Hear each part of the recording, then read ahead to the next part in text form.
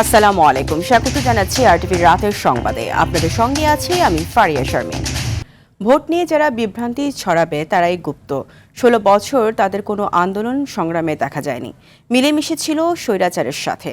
বিকেলে সিরাজগঞ্জ বিসিক শিল্প মাঠে নির্বাচনী জনসভায় এইসব কথা বলেন বিএনপি চেয়ারম্যান তারেক রহমান। বলেন, বিএনপি ছাড়া অন্য কোনো রাজনৈতিক দলের পক্ষে দেশ চালানো সম্ভব নয়। খান আলামিনের রিপোর্টে থাকছে বিস্তারিত। ছবি তুলেছেন শাহিনুর আহমেদ খান ইমন। সিরাজগঞ্জের বিসিক শিল্প পার্কের জনসমুদ্রে বিএনপি চেয়ারম্যান তারেক রহমান দিলেন শিল্পের ছোঁয়া। ধানের শীষের গর্জন ছড়িয়ে পড়ল আছড়ে পড়া ঢেউয়ের মতো। সিরাজগঞ্জ ও পাবনা জেলার ১১টি আসনের বিএনপি মনোনীত প্রার্থীর হাতে ধানের শীষ তুলে দিয়ে তাদেরকে বিজয়ী করতে আহ্বান জানান তারেক রহমান। আপনারা তাদেরকে ভোট দিয়ে জিতিয়ে নিয়ে আসলে এদের দায়িত্ব হবে এই এলাকার মানুষের দুঃখ কষ্ট উন্নয়ন সবকিছুর দেখভাল করা। তারেক রহমান বলেন, ভোট নিয়ে যারা বিভ্রান্তি ছড়াবে তাদের পরিচয় গুপ্ত। ১৬ বছর তাদের কোথাও দেখা যায়নি। যারা এসে বিভ্রান্তিমূলক কথা ছড়াবে তাদের একটাই নাম, তারা হচ্ছে গুপ্ত। কারণ তাদেরকে গত ১৬ বছর আমরা দেখি নাই। তারা এদের সাথে মিশেছিল, যারা ৫ তারিখে পালিয়ে গিয়েছে তাদের সাথে তলে তলে এরা মিশেছিল। ষড়যন্ত্র করে ভোটের অধিকার কেউ যেন কেড়ে নিতে না পারে সেদিকে সজাগ থাকার আহ্বান জানান তারেক রহমান। আমাদেরকে সতর্ক থাকতে হবে যেন কোনো ষড়যন্ত্র করে কেউ আবার আপনাদের এই ভোটের অধিকারকে কেড়ে নিয়ে যেতে না পারে। আমাদেরকে সতর্ক থাকতে হবে যে জুলাই আগস্টে গত ১৬ বছর ধরে আমাদের যে সকল ভাই বোনেরা নিজের জীবন উৎসর্গ করে দিয়েছে এই দেশের মানুষের অধিকার প্রতিষ্ঠিত করার জন্য, সেই অধিকারকে আবার যেন ষড়যন্ত্র করে কেউ স্তব্ধ করে দিতে না পারে। বিএনপিরই কেবল দেশ চালানোর অভিজ্ঞতা আছে মন্তব্য করে তারেক রহমান বলেন, বিএনপি ছাড়া দেশ চালানো অন্য কোনো রাজনৈতিক দলের পক্ষে সম্ভব নয়। মানুষ তার উপরেই ভরসা করে যার অভিজ্ঞতা আছে। মানুষ তার উপরে ভরসা করে যার উপরে ভরসা করা যেতে পারে। মানুষ তার উপরে ভরসা করে যে মানুষকে বিপদের সময় ফেলে রেখে চলে যায়নি। এবং এই সব গুণ একমাত্র বিএনপির ভিতরেই আছে। ক্ষমতায় গেলে সিরাজগঞ্জ পাবনার তাঁত শিল্পকে বিশ্ব দরবারে নিয়ে যাওয়ার ঘোষণা দেন তারেক রহমান। সিরাজগঞ্জ পাবনায় উৎপাদিত তাঁত পণ্য আমরা সমগ্র বিশ্বে আমরা রফতানি করতে চাই। খান আলামিন, আরটিভি, সিরাজগঞ্জ। আমরা একসাথে একটি মহল ভোটকে বাধাগ্রস্ত করতে চায় মন্তব্য করে বিএনপি চেয়ারম্যান তারেক রহমান বলেছেন, বিকাশ নগদ নাম্বার সংগ্রহ করে বিভ্রান্তি ছড়াচ্ছে তারা। টাঙ্গাইল মহাসড়কের দরুনচরজানা বাইপাস এলাকায় নির্বাচনী সমাবেশে যোগ দিয়ে তারেক রহমান আরও বলেন, যারা বিভ্রান্তি ছড়াচ্ছে তাদের বিষয়ে সতর্ক থাকতে হবে। সে সময় একজনের ভোট যেন আরেকজন দিতে না পারে সে বিষয়ে সবাইকে সতর্ক থাকার আহ্বানও জানান বিএনপি চেয়ারম্যান। কষ্ট করে ভোট কেন্দ্রে যেতে হবে। যে সকল মুসলমান ভাইরা আছে তারা দরকার হলে ভোট যার যার স্ব ভোট কেন্দ্রের সামনে গিয়ে জামাত আদায়। তাদের বিভিন্ন লোকজনকে বিশেষ করে যারা মা বোন আছে তাদেরকে দিয়ে বিভিন্ন ভাবে তাদের এনআইডি নাম্বার নেওয়ার চেষ্টা করছে, তাদের বিকাশ নাম্বার নেওয়ার চেষ্টা করছে, এইভাবে করে তাদেরকে বিভ্রান্ত করার চেষ্টা করছে।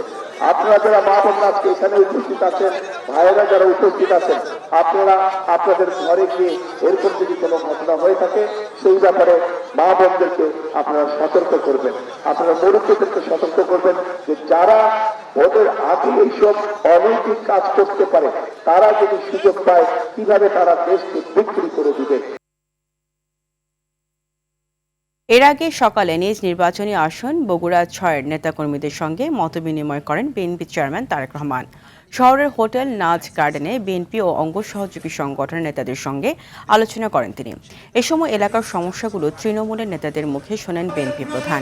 সেই সঙ্গে আগামী নির্বাচন ও নির্বাচন পরবর্তীতে এলাকার উন্নয়ন নিয়ে দিক নির্দেশনা দেন তারেক রহমান।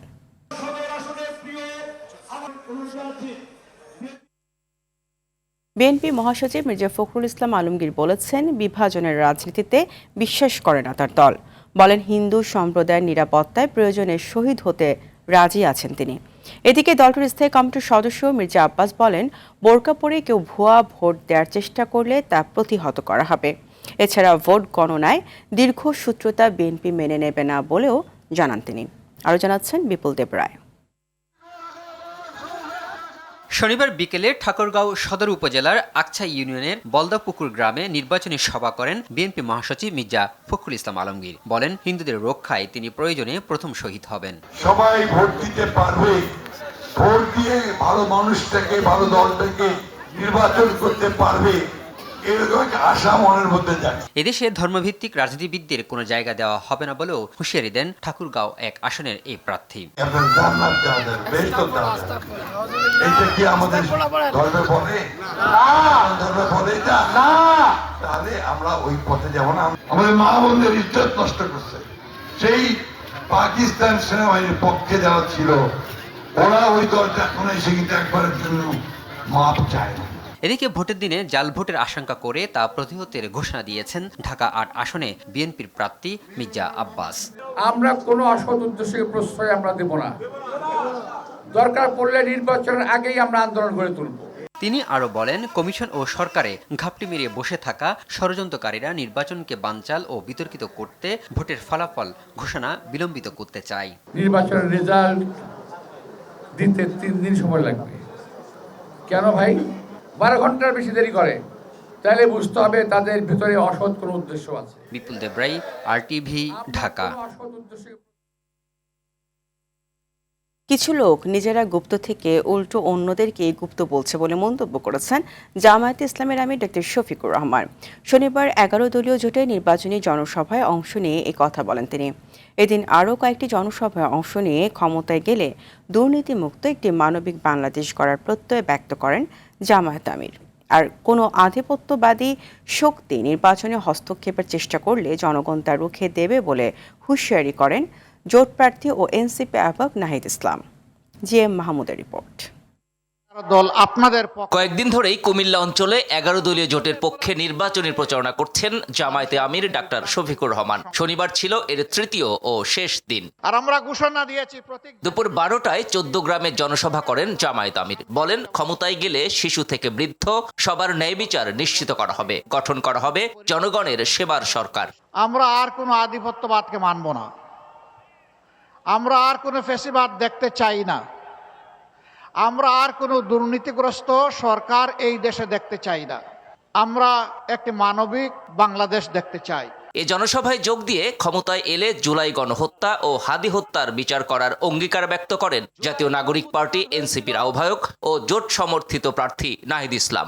বাংলাদেশে সরকারকে ক্ষমতায় আসবে, সরকারকে গঠন করবে, তা নির্ধারণ করবে একমাত্র বাংলাদেশের জনগণ। পরে কুমিল্লা 5 আসনের বুড়িচংয়ে এবং দাউদকান্দিতে জনসভা করেন ডাক্তার শফিকুর রহমান। এখানেও নতুন রাজনৈতিক বন্দোবস্তের কথা তুলে ধরেন তিনি। আমি দুর্বল হাতে বেকার মাথা নিতে চাই না, আমি কাজ করে খেতে চাই। তারা কিন্তু এই দাবিতেই রাস্তায় নেমেছিল যে আমার অধিকার আমাকে দাও। সন্ধ্যার পর জামায়াত আমির যোগ দেন ঢাকা 10 আসনে জোট প্রার্থীর নির্বাচনী প্রচারণায়। ভোটারদের সতর্ক করে বলেন, ভোটের আকাশে কালো চিল ঘুরে বেড়াচ্ছে, তাদের প্রতি সতর্ক থাকতে হবে। বলেন আমরা নাকি গুপ্ত নাকি সুপ্ত? লজ্জা। নিজেরা যারা গুপ্ত সুপ্ত হয়ে দেখেছেন, তার সেই লোক যদি আমাকে গুপ্ত বলে, আপনাকে গুপ্ত বলে, আপনার কেমন লাগবে বলেন? সাবধান থাকবেন, আকাশে কিছু কালো চিল ঘোরাফেরা করছে। ওরা যদি ছু মেরে আপনাদের ভোটকে এলোমেলো করে দিতে চায়, সবগুলা ডানা খুলে ফেলবেন।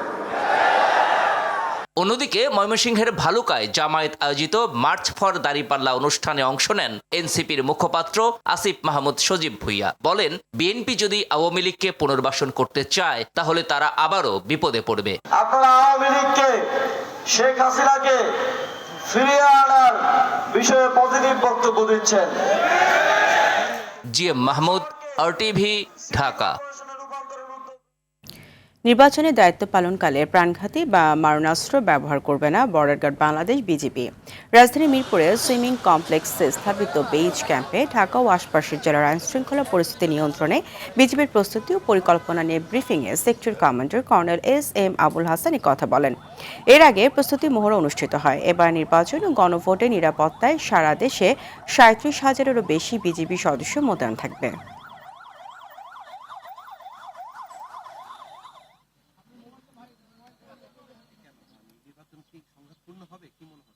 নির্বাচন সংক্রান্ত আইন শৃঙ্খলা কিভাবে মেনটেন করতে হবে এ ব্যাপারে যথেষ্ট পর্যাপ্ত প্রশিক্ষণ প্রদান করা হয়েছে। আমাদের কাজ হবে অত্যন্ত কম শক্তি ব্যবহার করে স্থিতিশীল পরিস্থিতি সৃষ্টি করা। আইন শৃঙ্খলা রক্ষা করতে যে আমরা লিথাল ওয়েপেন ব্যবহার না করার পক্ষে। সুষ্ঠু ও গ্রহণযোগ্য নির্বাচন আয়োজনে কোনো ছাড় দেওয়া হবে না বলে সতর্ক করেছেন নির্বাচন কমিশনার আবুল ফজল মাহমুদ সানাউল্লাহ। বলেন, দেশের ভাবমূর্তি ও স্থিতিশীলতা রক্ষায় ত্রয়োদশ জাতীয় সংসদ নির্বাচন অত্যন্ত গুরুত্বপূর্ণ। বিকেলে ঝালকাঠিতে আইন শৃঙ্খলা রক্ষাকারী সেল ও অবজারভেশন টিমের সঙ্গে এক সমন্বয় সভায় এসব কথা বলেন তিনি। এই সময় নির্বাচনে আইন শৃঙ্খলা বাহিনীকে পেশাদারিত্ব ও সততার সঙ্গে দায়িত্ব পালনের আহ্বান জানান মোহাম্মদ সানাউল্লাহ। এর আগে সকালে ভোলা জেলা প্রশাসকের সম্মেলন কক্ষে নির্বাচন সংশ্লিষ্ট কর্মকর্তাদের নিয়ে বৈঠক করেন নির্বাচন কমিশনার।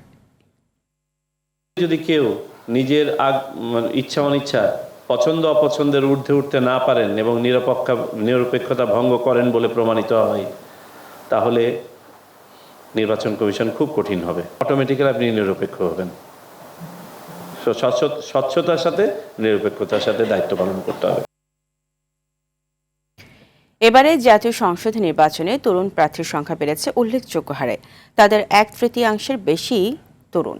সে সঙ্গে নতুন করে যুক্ত হয়েছে বিপুল সংখ্যক তরুণ ভোটার। বিশ্লেষকদের মতে এই সমীকরণই ভোটের ফলাফলে এবার ব্যাপক প্রভাব ফেলবে। তবে তারা বলছেন, শুধু তরুণ প্রার্থী দেখে নয়, জনগণের কল্যাণে যারা কাজ রাখবে তাদেরকেই বেছে নেবে ভোটাররা। সাদিয়া কানিজের রিপোর্ট।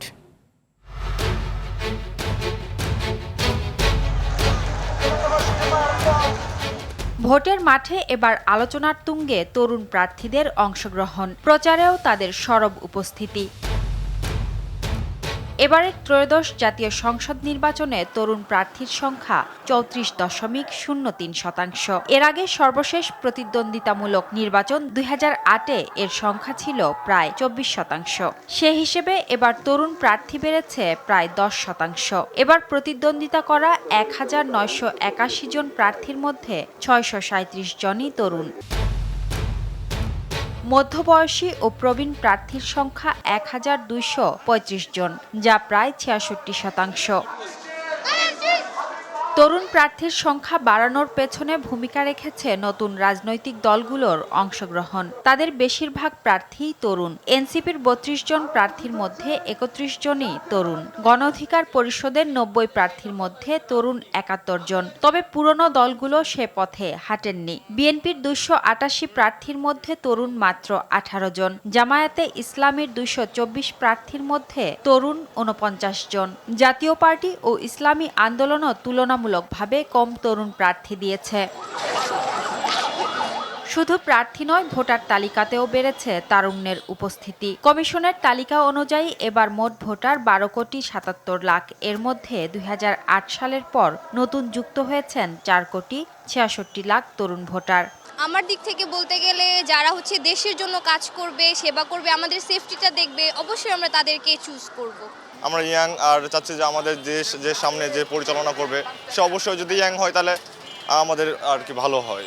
তাদের কাছ থেকে যে প্রত্যাশাটা ছিল সেটা আসলে 5ই আগস্টের পরে পাচ্ছি না, যার কারণে তাদের উপরে আশাটা কম।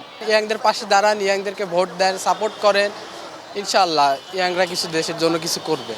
তবে নির্বাচন কমিশনের সাবেক সচিব জেসমিন টুলির মতে, যে দল বা প্রার্থী তরুণদের সমস্যাগুলো চিহ্নিত করতে পারবে, তরুণ ভোটাররাও তাদেরকেই প্রাধান্য দেবে। যে তরুণকে সে ভোট দিতে পারে, তার মধ্যে যদি তার আশার আলো দেখতে পায়, অবশ্যই তাকে ভোট দেবে। তারা চায় ভবিষ্যৎ বাংলাদেশের নিরাপত্তা, তারা চায় তাদের চাকরির কর্মক্ষেত্রের নিরাপত্তা। দেশ চালানো বা একটা সংসদ সদস্য হয়ে চালানোর জন্য যে যোগ্যতা লাগে, সেগুলো যদি তরুণরা দেখতে পায় তাহলে তো অবশ্যই তাই সেদিকেই যাবে।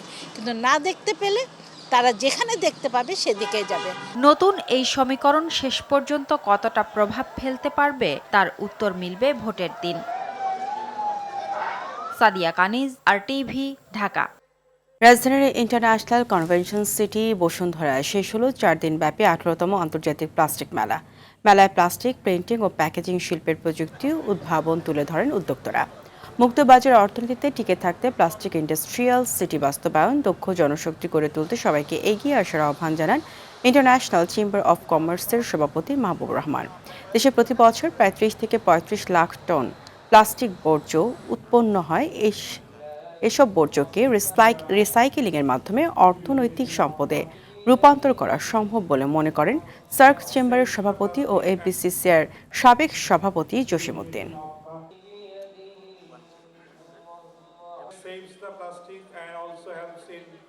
আমরা একটু লাল ফিতার কারণে আমরা স্লো হয়ে যাই।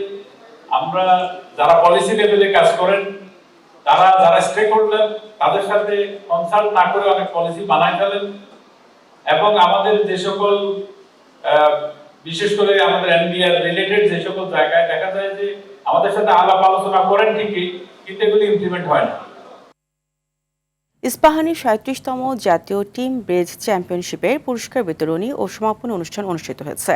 রাজধানী ইঞ্জিনিয়ার্স ইনস্টিটিউশন বাংলাদেশ মিলনায়তনে আয়োজিত এই অনুষ্ঠানের মাধ্যমে প্রতিযোগিতার আনুষ্ঠানিক সমাপ্তি হয়। অনুষ্ঠানে সভাপতিত্ব করেন বাংলাদেশ ব্রিজ ফেডারেশনের সভাপতি সৈয়দ মাহবুবুর রহমান। প্রধান অতিথি হিসেবে উপস্থিত ছিলেন যুব ও ক্রীড়া মন্ত্রণালয়ের সচিব মোহাম্মদ মাহবুবুল আলম। বিশেষ অতিথি ছিলেন ইস্পাহানি গ্রুপের পরিচালক ইমাদ ইস্পাহানি। চ্যাম্পিয়নশিপে চ্যাম্পিয়ন ও রানার আপ দল সহ বিভিন্ন ক্যাটাগরিতে বিজয়ীদের হাতে ট্রফি, মেডেল ও পুরস্কার তুলে দেন অতিথিরা। মধ্য আফ্রিকার দেশ ডেমোক্রেটিক রিপাবলিক অফ কঙ্গোর পূর্বাঞ্চলে ভয়াবহ খনি ধসের ঘটনা ঘটেছে। স্থানীয় সময় বুধবার উত্তর কিভু প্রদেশের রুবায়া শহরে এই ঘটনা ঘটে। এতে নিহত হয়েছে ২ শতাধিক মানুষ। উত্তর কিভু অঞ্চলের গভর্নরের মুখপাত্র জানান, ভারী বৃষ্টিপাতের কারণে এই দুর্ঘটনা ঘটেছে। দুর্ঘটনার সময় খনির ভেতরে বহু শ্রমিক আটকা পড়ায় নিহতের সংখ্যা আরও বাড়তে পারে বলে আশঙ্কা করা হচ্ছে। তাদের মধ্যে নারী ও শিশুও রয়েছে। খনিটির সাবেক এক তত্ত্বাবধায়ক জানান, নিরাপত্তা ব্যবস্থার ঘাটতির কারণেই দুর্ঘটনার ঝুঁকি বেড়েছে এবং উদ্ধার কাজও ব্যাহত হচ্ছে। এদিকে দুর্ঘটনাস্থলে উদ্ধার অভিযান চলছে, তবে দুর্গম এলাকা ও অব্যাহত বৃষ্টিপাতের কারণে উদ্ধার তৎপরতা ব্যাহত হচ্ছে। রাতের সংবাদ এই পর্যন্তই। মধ্যরাতের সংবাদ রাত ১টায় দেখার আমন্ত্রণ রইল। ধন্যবাদ সবাইকে।